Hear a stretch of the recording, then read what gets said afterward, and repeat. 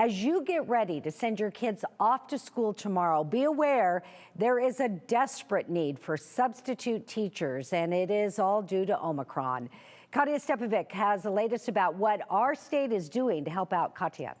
Well, Carolyn, our Doug Petcash sat down with Superintendent of Public Instruction, Sherri Ybarra, to talk about a number of challenges that Idaho public schools are facing right now, all because of COVID, and she's hopeful that help is on the way.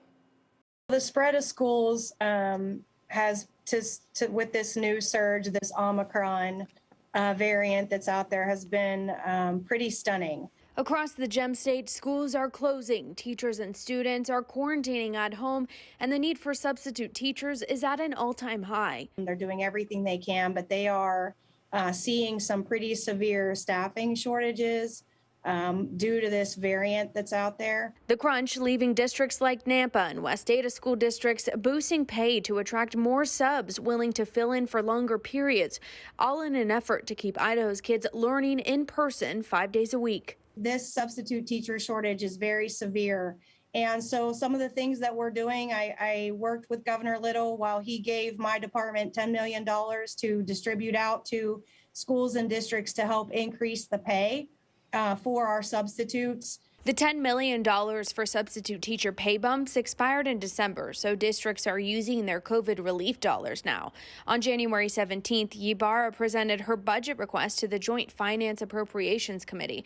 She's asking for a total of $2.21 billion for the 2022-2023 school year, which would include $74.5 million for teacher pay raises, $25 million for this school year, $1,000 for teacher bonuses, and $39.3 million for optional all-day kindergarten for kids who are falling behind.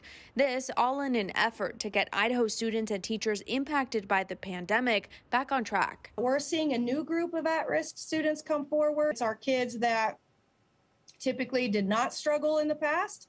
It's students who now are struggling with maybe some mental impacts from the pandemic.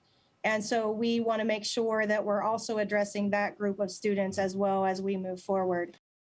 Yeah, really important to get those students back on track.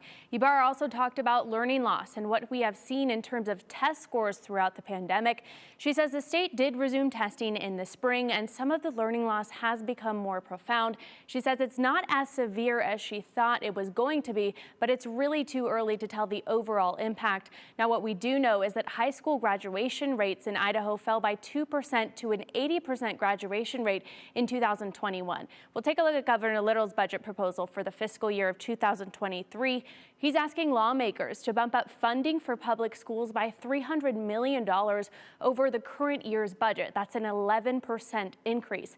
Now that includes $104 million for teacher pay raises. That works out to be a 10% raise for each Idaho teacher. He also wants to give teachers a $1,000 bonus using COVID relief funds. And he's asking for a $47 million increase for literacy programs that local school districts could use for things like full-day kindergarten. And lastly, he is asking for $50 million for empowering parent grants. Now, those grants will cover things like computers, tutoring, and internet connectivity, rather.